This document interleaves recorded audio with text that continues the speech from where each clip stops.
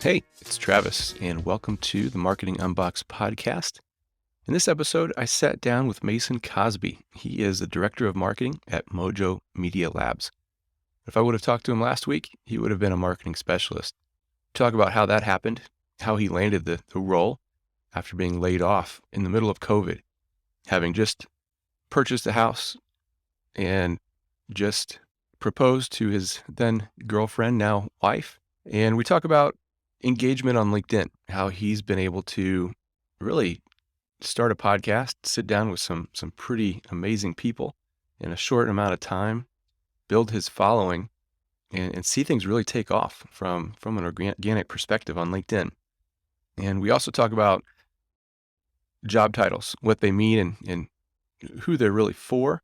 And we talk about things like pricing and other marketing related concepts. So had a really great time talking with Mason, and hope you enjoy the conversation as well. Well, thanks for joining me on the Marketing Unboxed podcast. Excited to chat today. Interesting that you have moved to Indy, a town outside of Indy, my hometown, not the town you live in, but Indy, kind of. When you start to move away. Yep. Like the bigger city becomes your hometown, but it's not really your hometown, So yeah, always down to talk to somebody from the Indy area. So you had mentioned before I hit record, and I wanted to hit record because it sounded pretty cool and wanted to capture it. You said that today's been a good LinkedIn day for you, and yesterday was a good LinkedIn day for me. So I don't know what's going on, if it's the holidays and people are more engaged there or what, but tell me about what happened and what was so engaging. Yes, I mean, I kind of cheat because I was fortunate that somehow, some way, I don't know if you're familiar with James Carberry, but this past weekend, He was actually in my living room. So I recorded an episode with him. So, I mean, when you get James Carberry in your living room, serendipitously, like that's kind of a cheat. So that was, posted that photo on Sunday night.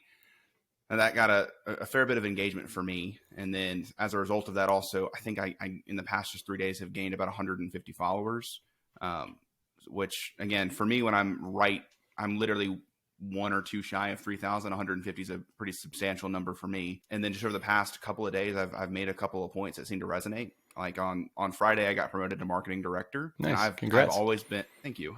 But I've always been an advocate of promote people to the highest role that is applicable, because titles really aren't for internal use, they're for external use. So I'm also fairly confident that as a result of becoming a marketing director, I've gotten more engagement today and yesterday and over the weekend, and I got more engagement. I mean, when you update your role, I had 80 people engage and then about 70 comments, and then 10 people private messaged me. So really when you get a promotion, it shares with your entire network, which is another way that you can raise awareness for your organization. So I've always been a proponent of wherever you can promote to the highest applicable role, because again, titles are for external use and to help other people understand what you're doing internally and essentially make them feel more special. Because even on this podcast, I hate to put it this bluntly, but you would probably rather talk to a marketing director as opposed to a digital marketing specialist, just by the nature of what the roles typically are doing. But if we had talked about this on Thursday, I'd be a digital marketing specialist. Because we're talking on Tuesday, I'm a marketing director. So anyway, those are just some thoughts that go through my head as I think through really the role of a title. Yeah. And that's interesting, because I before I was in marketing, I was a recruiter, corporate recruiter, and titles were important because it gave me a chance to quickly scan and understand, what's this rhyme with, right? Is it what I'm looking for? Is it similar? And you start to see all the creative ways that companies come up with titles. And I would say creativity is cute, but it makes it really difficult to know what it rhymes with when people need to quickly see what is it this person does in, 2 words or less, 3 words or less, right? So yeah, I think it's interesting that you frame that as being for external use as opposed to internal. And I completely agree, because of that framing, that ability to quickly see.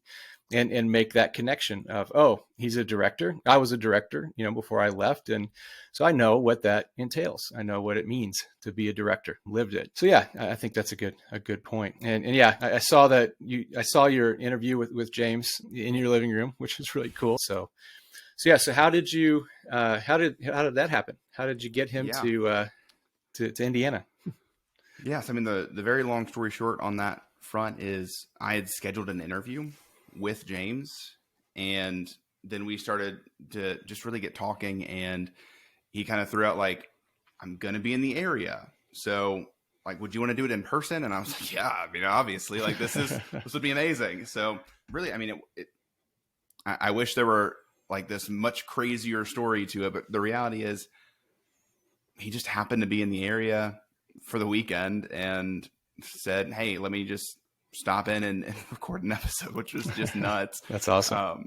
But yeah, so and then obviously as a part of that, like we actually got to sit down and have a much more in-depth conversations. I mean, when you're typically doing podcast interviews, you join in for the hour and then what you get is what you get. But he and I really got to dive into some really interesting topics around like essentially kingdom building for in the business world. And when I say kingdom building, James and I are both of the Christian faith. So it's just walking through essentially like, how can we navigate being believers and being business people and really try to build businesses that represent Christ and really dive deep into that topic, which is not a topic people typically talk about a lot. So it's just, for me, it was encouraging to see someone that's further along in their career and has that same mindset. Nice. Yeah, I'll have to connect you with a friend of mine after this, Luke Harris, who is kind of coming at things at a similar angle as well. So I think he'd be a good person to connect with. He's in the sales world, but he gets the marketing piece. He's a fan of Chris Walker, and that's kind of helped. And I've known him through various Akimbo workshops, and so he's a salesperson with the rare ability to have a marketing mindset. So I think he'd be a great person to connect with. But yeah, let's kind of, while we're on the topic of kind of careers and things like that. So how did you get into marketing? Yeah, I mean, for me, and what's funny about this is I have a podcast that is called The Marketing Ladder on marketing careers. So literally my entire podcast is like that one question, and no one has asked me. So this will be, for me, this is a little bit fun, but really like for me, when it came to getting into marketing, I did get a degree in marketing, and I got a job out of college, and I was selling print ads in a parenting magazine. So I was an account executive, and I didn't know at the time what a full funnel AE was, but essentially like I did all the cold calling, prospecting, like sales negotiations, managed the client, offboarding, like having to chase down, but like it was a small operation. It's a parenting magazine. So really like from marketing to customer success, I did the whole thing. And very quickly ended up actually becoming our sales team leader, just right out of college, because I grew up with the father that was an entrepreneur, small business owner of a landscape architecture company. And then my mother was in pharmaceutical sales and was a top 3 sales rep in Johnson & Johnson for like a decade. So, I mean, I was surrounded by business and sales my entire life. So just pretty much right out of college, I knew how to sell. And also, I mean, my degree was marketing, and when you're selling, advertising actually went into pretty great depth with Jason Vanover on my podcast on this topic. But like when you're selling print, you're typically selling to small business owners that don't have a great grasp on marketing strategy. So you're not only just doing sales, but you're also walking them through marketing strategy and like how a print ad fits into an overall strategy. And we had other products like videography and social media. So I was really able to build these comprehensive media packages. And for, again, small businesses that were just solo owners and didn't really have anybody else but a bunch of high school staff, I ended up somehow through that actually becoming a bit of a marketing consultant on how to reach parents. Very interesting in that way. Honestly, one of the coolest things about it was our distribution model was through the public and private schools. So it went home in the kids' backpacks, and that was amazing until there was this little sickness that went around called COVID, and all the schools got shut down. And then we lost our distribution model. We literally, in the span of a week, lost the ability to make money. Sorry, it has been a minute since I've walked in detail about it. And about 3 weeks before COVID hit and all the schools shut down, I'd actually gotten engaged. Oh, wow. And I had just bought a house. Like my proposal was this crazy thing. Like I bought my wife a surprise house. And so like had a mortgage, not at the time, not my wife, but had a fiance. And I was out of a job. And I went Wow. to, I think upwards of 100 to 150 interviews. I mean, like literally the next week after I got laid off, I had 15 interviews scheduled. And I was going to sell Wow. printers. Like I was going to sell anything I could sell. I was going to sell because I knew I could sell something. Mhm. And honest to goodness, I mean, I did that for 4 months and people said, we want to hire you, but we can't. We're on a hiring freeze. So I was not valuable enough to the market to get a job. And like, I don't say that as like I'm not about, like, I know like intrinsically I have value, but at that moment, I was not valuable enough. I was not enough of a revenue driver. I was not enough of an engine that could work and bring results that people wouldn't give me a job. And Mhm. I finally got so tired of not working, I interviewed for a $12 an hour call center position. And the recruiter, it was an outsourced recruiting agency, said, you are too qualified for this job. Like you've got a degree in marketing, like you've done sales and essentially marketing strategy for like a couple of years. Like, why don't we get you plugged in with this other organization that's about to hire their first dedicated marketing person, and you can go do that. I had one 30-minute phone call, and I was actually driving on my way to interview for their customer support role. And the VP of client relations that I'd interviewed with the day before called me and said, hey, go ahead and turn your car around. We're hiring you for marketing.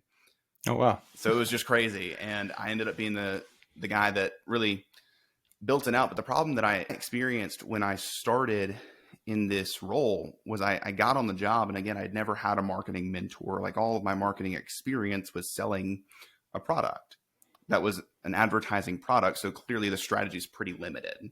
Whereas when you get into a marketing role, like the world's your oyster. Like you could do, well, not in the midst of COVID, but you could do events, you could do ads, you could do webinars, you could do really demand generate. Like there was a whole world, and all I had was a college degree and the ability that like print has a piece somewhere, maybe. Mhm. And at this point, I don't believe that print has a piece in everything, but all that to say, like I did the basic things that I knew like have to get done. So for example, they had 3 LinkedIn pages and I was like, all right, we need 1. Mhm. And then at night, my fiance at the time was off, with her family in a different state. So I pretty much took every SEM Rush, every HubSpot Academy. I took every course in Business Made Simple, and I was pretty much pulling 80, 90 hours a week. So 40 Wow. hours working, 40 to 50 hours a week educating myself because I knew I have to make this job work. And it worked. And within about 3 months, I was actually promoted from marketing analyst to marketing director. Also got about a 50% pay bump, which blew my mind, and ended up doing that for about 7 or 8 months. But that organization was very hesitant to execute. So we onboarded with Salesforce, we onboarded with Pardot. Like I set up all these automation. I wrote like 4 ebooks because that's what I knew what to do, is like write ebooks, write sales nurtures. Since don't necessarily think that that's the best way to go about it, but the whole other story. Like I built out this massive strategy that was ready to like go with a press of a button. Mhm. And they just, for whatever reason, and I still to this day cannot figure it out, just wouldn't press the button. Wow. And as a result, I'm giving you the high level overview, sorry. But as a result, I ended up having this massive portfolio of things that had never been executed. And also in that time, I also became a StoryBrand certified guide. I started to freelance. I built that one sales funnel for a law firm, and they paid me $1,500 for 2 hours of work, which again blew my mind that I made $625 an hour. And they ended up making $50K in a month off of that one sales funnel. So I was like, okay, I do have value. Like I can do something. I can execute.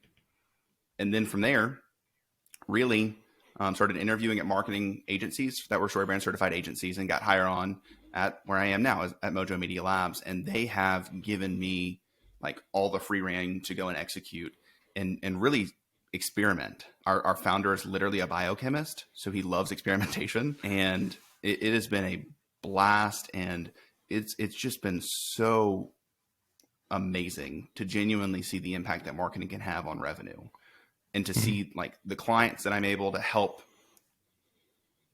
nurture is not the right word, but raise awareness for, and then bring into a sales conversation, and how quickly they move in through a sales conversation, and then how happy they are working with our client services team because they were the right people from the start. Mhm. So that is kind of my high level everything that I've done over the past probably 5 years to get to where I am today. That's awesome. And that's I mean, that's an amazing journey. And there were so many things that you mentioned that kind of caught my attention. I think becoming a director, getting into a marketing role with no mentor, no one to guide you. I mean, I know exactly how that feels. That's how I've been in marketing pretty much the whole time. I haven't had a mentor at all, no one above me to learn from.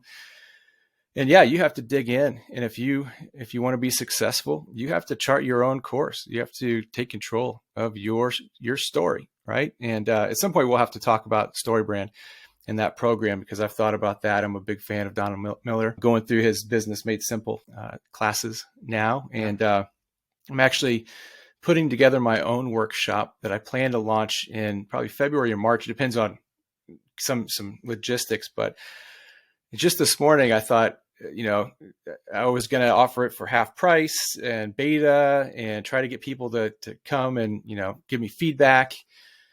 And I have one guest, set up. I have the outline, and the StoryBrand model is one day, 1 week of the workshop. And this morning I thought, you know what?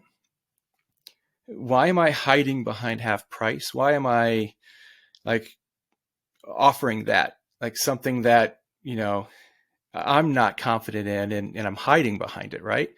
When what I should be doing is putting everything into it. I know enough to do this, and my experience is valuable enough, and I should be able to charge what I think it's worth. And while I'm at it, thinking about going big, I'm going to actually ask Donald Miller if he wants to be a guest for 1 hour, come on in kind of a podcast type format in Zoom with the people in the workshop there.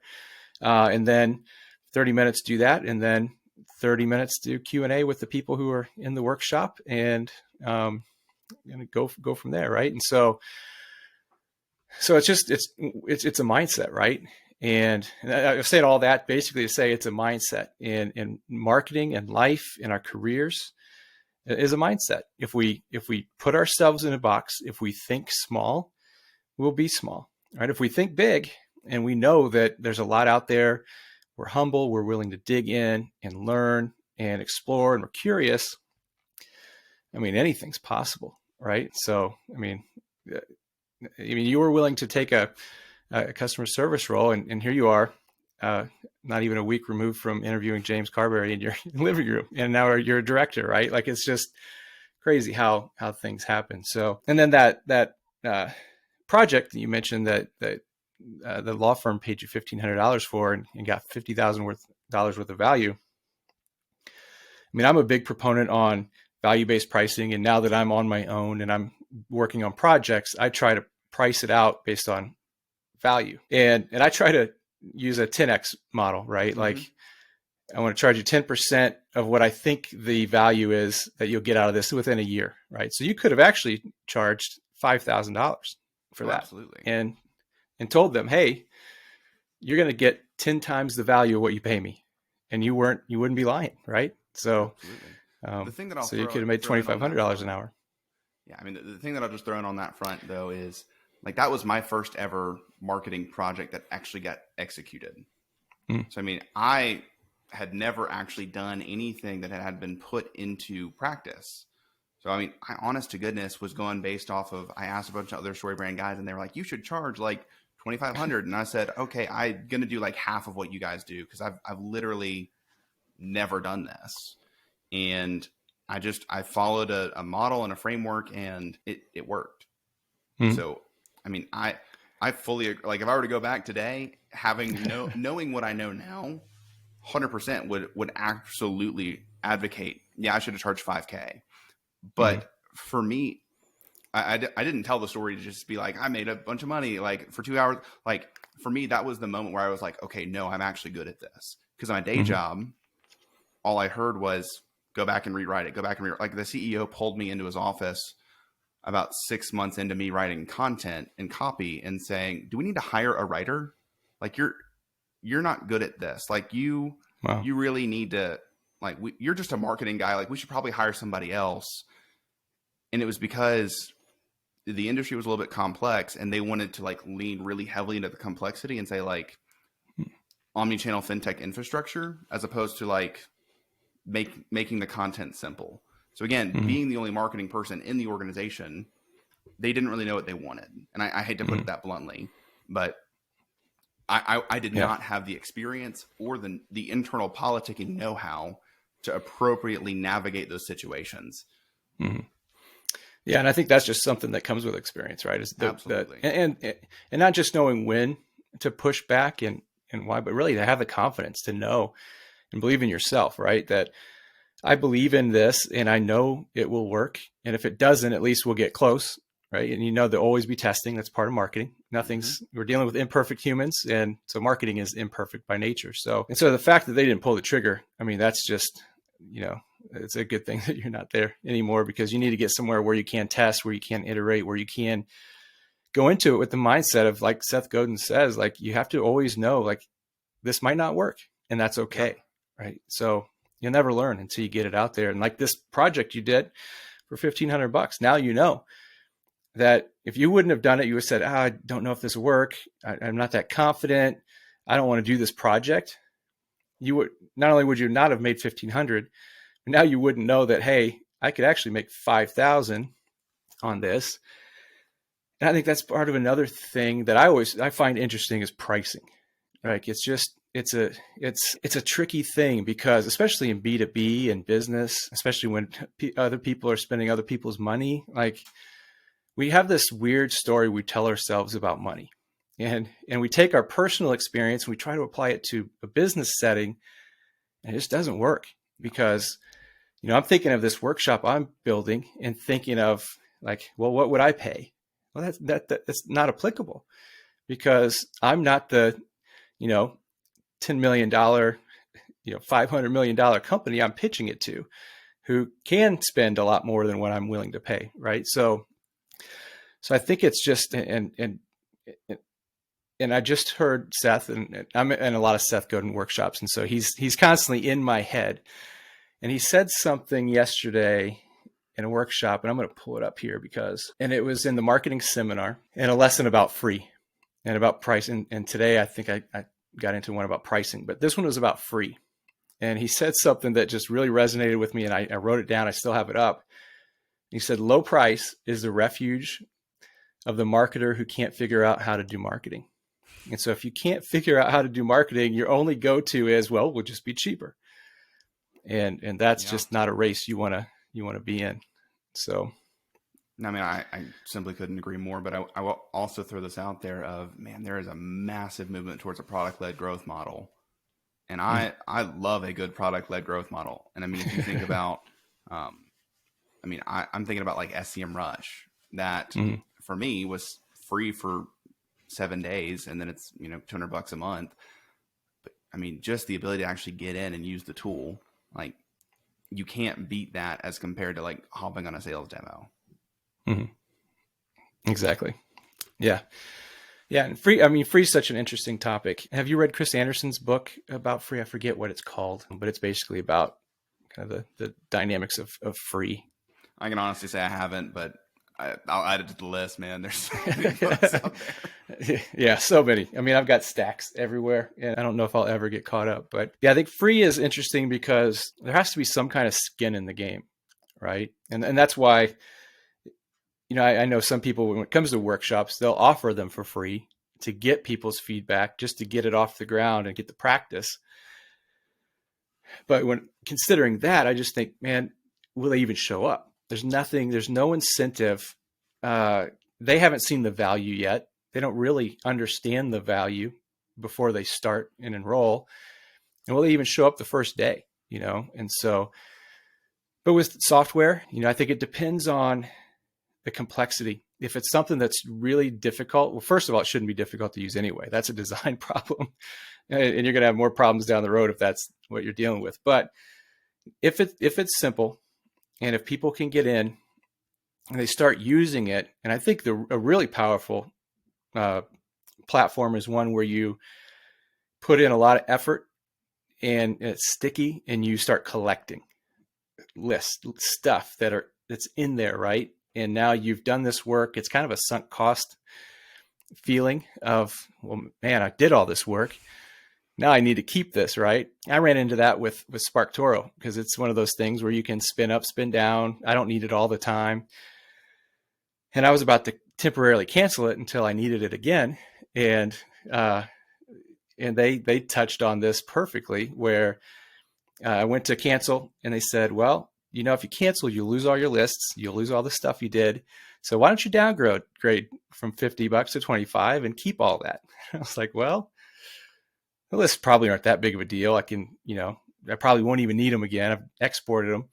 But it was just that thought of that loss, right? That psychological feeling of loss, which is, actually more of a driver than the psychological feeling of gain. So yeah, I downgraded instead of just temporarily canceling. So I fell for that. But yeah, it's interesting how design is everything, especially if you're going to offer free. It needs to be well designed and thought out about how are you going to keep them and make them say yes after that trial is over. Or even, back to the product-led growth idea. Canva. Canva is free, and it has now become, in many ways, the go-to tool for most people that have no design experience. Exactly. And eventually people are like, man, I really need more functionality, and they'll upgrade. And it was because it was, ironically, well designed from a free perspective, and it just gets more people into the product. Exactly. Yeah. And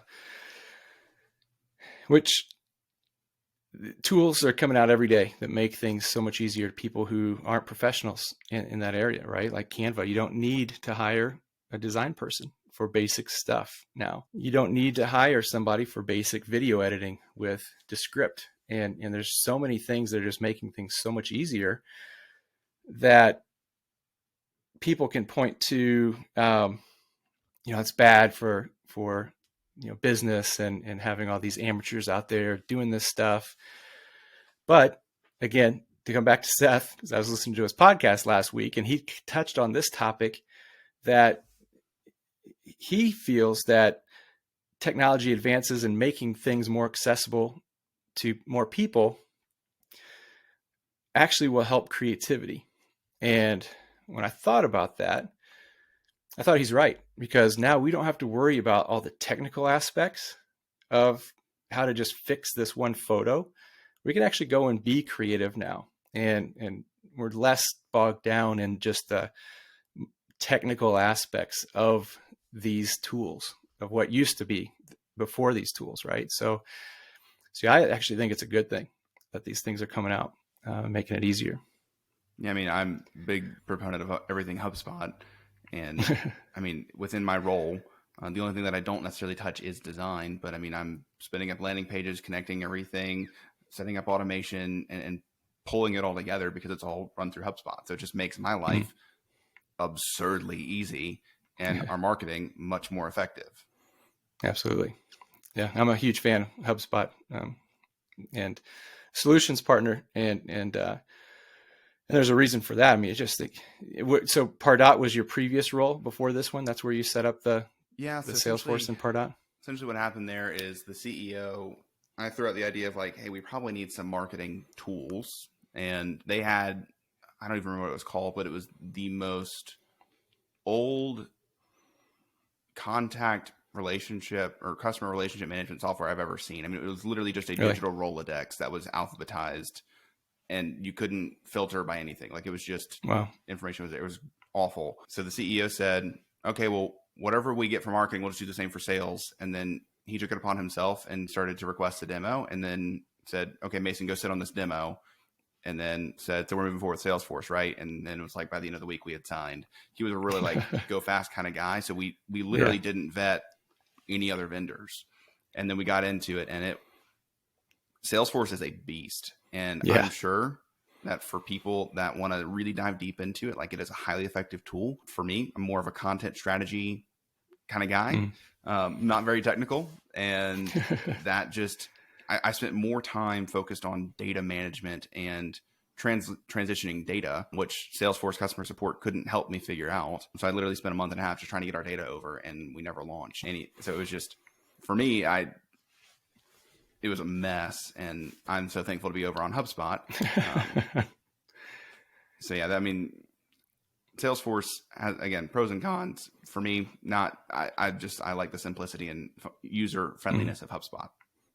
Yeah, absolutely. And I mean, I used to be a Salesforce user, and it's fine if that's what you know, right? Until you find something else and realize, oh man, there's a whole other world out there. And I've recently used Pardot, and man, it feels like it was bought and duct taped on to Salesforce. And it's just when you've used HubSpot and then you try to use Salesforce and Pardot, it's just like, man, how do people use this? And Yeah, it's just, yeah, I love HubSpot. It's just so easy. And like you said, we're kind of to that point, what you said is it makes it easy for the people who don't want to be in the weeds of the technicalities of it and just want to create and ship, right? And I think HubSpot does that.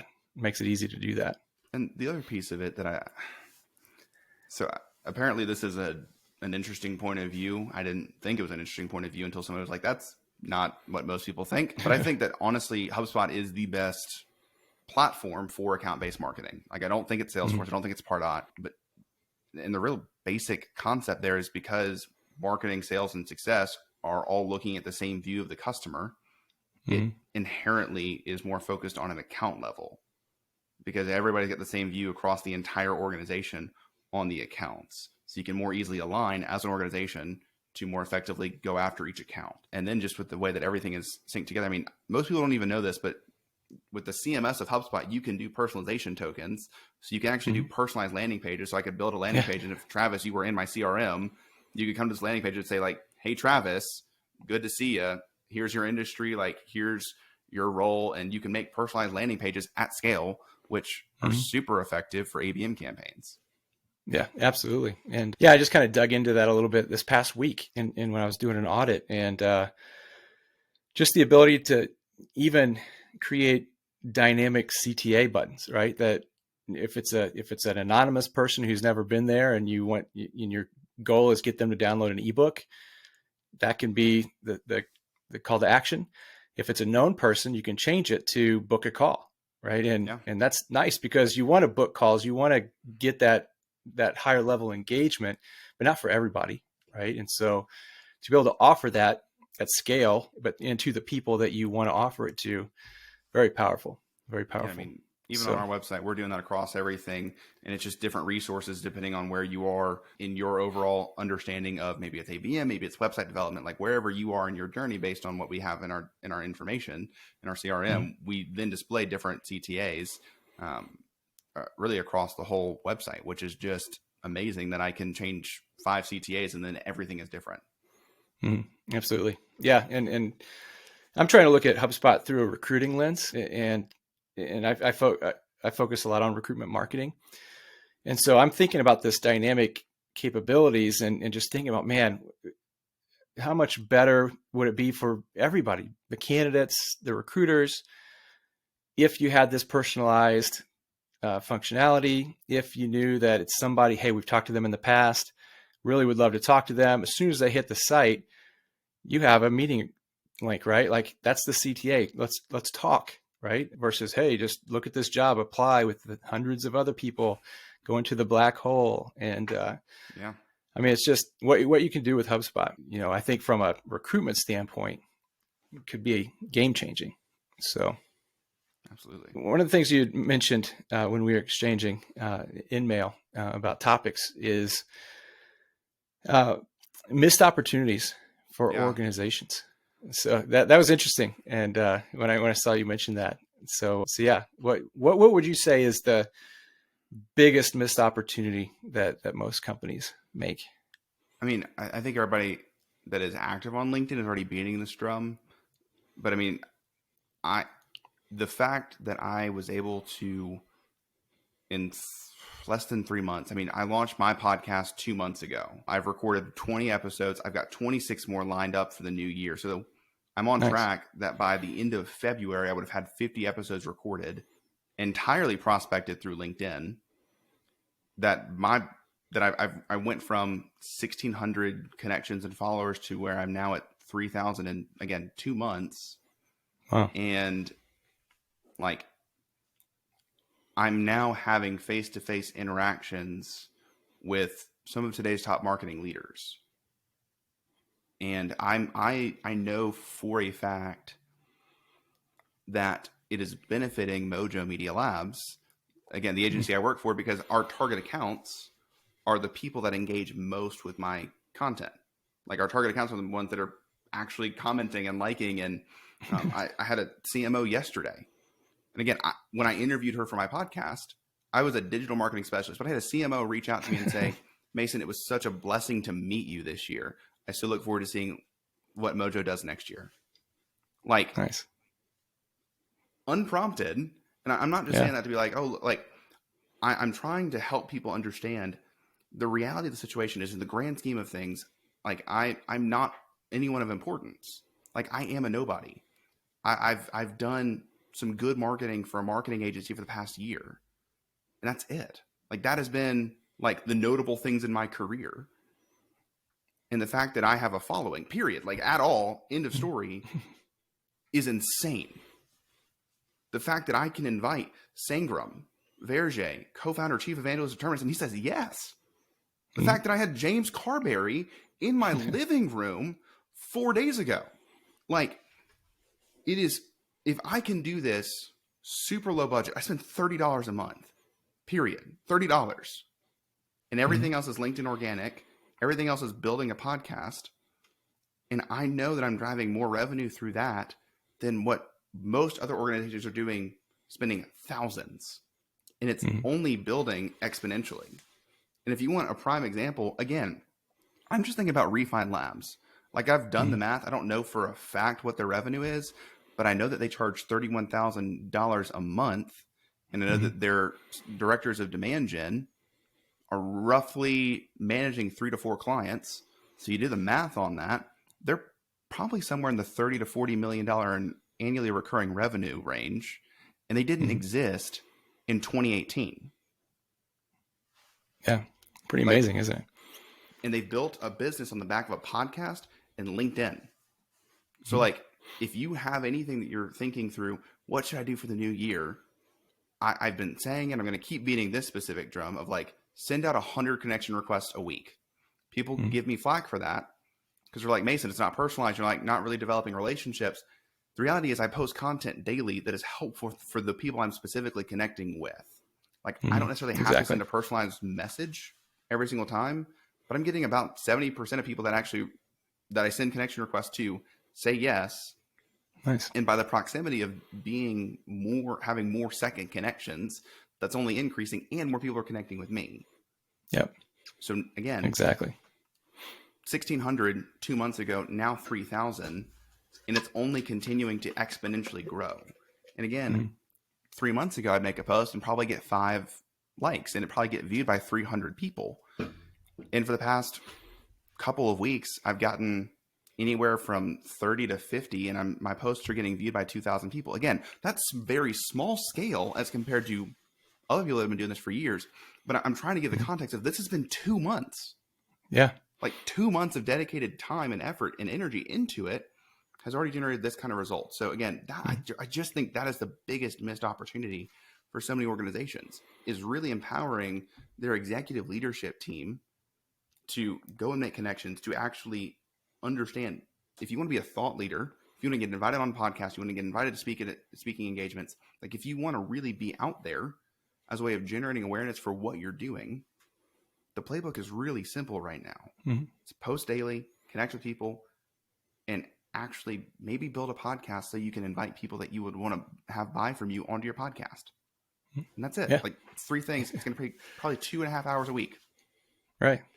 Yeah. I mean, that's exactly the way to go. I mean, yeah, Refine Labs is a perfect example. They drink their own Kool-Aid, right? Yeah. They've built it their way, and that's how they're helping other companies build it, because they've experienced it works. And what's interesting is Chris Walker kind of was is the face of it, but now there's more people who work there that are getting out and creating their own brand within Refine Yeah. Labs, right? Todd Clauser and some other people, and I'm going to talk to Todd here. I think maybe after the beginning of the year, and he's doing some killer stuff with TikTok, Yeah. and that's fun to see. And so, yeah, absolutely. I mean, it's all about providing value, being generous, being helpful, and building trust and building relationships, right? And LinkedIn makes it so incredibly easy to do that. And I think the biggest thing of that is create value, share, be generous. And you said that you're a nobody, but I can tell you, if you're growing that fast, you're not a nobody. You're providing tremendous value, and people are connecting with you, and then they're seeing that value and engaging, and that engagement leads to other people seeing that engagement, and then they engage and follow you. And it's just, what you put out, what you give comes back in so many ways that you can't even fathom. And so yeah, it's remarkable. And I appreciate you saying I'm not a nobody, but I guess what I'm trying to help people understand is I'm not a Sangram Verjay. Like I'm not like I haven't written a book. Again, I haven't founded a company. I am an employee. Like I'm just a guy that's trying to do his job. Like, and in that, I'm trying to help other people grow in their career, because what I experienced, I don't want other people to experience. I don't want people to go 4 months and not be able to get a job. Like that's really why I built a podcast. But I'm also trying to help people understand, like, people, especially on LinkedIn, want to help other people. Like it's probably the most positive, uplifting, like mass community that I've been a part of. And it's, I don't want to say it's not hard, but people want you to succeed. Like, unlike other areas where you might try and make an impact, people want you to succeed, specifically on LinkedIn. And I'm just trying to help people understand, you're right. I'm not really a nobody. Like, I am someone that has done something. I'm trying to help other people, and in doing so, that gets more people. But again, I'm not this massively accomplished author. Like, I'm not this massively accomplished business person. And really, literally anybody can do what I'm doing. Yeah. And I think the more you're out there, the more you engage, the more you share your perspectives and are open to receiving perspectives, receiving feedback, the more you learn, right? Like, I mean, I did write a book, and I was just mentioning today, actually, today's the anniversary of me publishing it. And I just, when I think about the book, when I think about going through the process of writing it and how scary it was to press publish and like put it out into the world. It's so easy to hide and just say, hey, I'm writing a book. You could be perpetually writing the book, but if you don't ship it, man, like I don't know, you're not being generous, really. You're not sharing your perspectives of that snapshot in time. And I was thinking about it today and thinking, there are some things in that book that I wrote about that I don't really, it's not that I don't believe, but my perspective has shifted. And it's not a knock on what I knew or what I thought then. What it is if I didn't think differently or feel differently about how I thought a year ago, I haven't grown, right? Yeah. So I think that's just being on LinkedIn, being open, sharing and receiving, and being open to feedback, and knowing, hey, I could be wrong.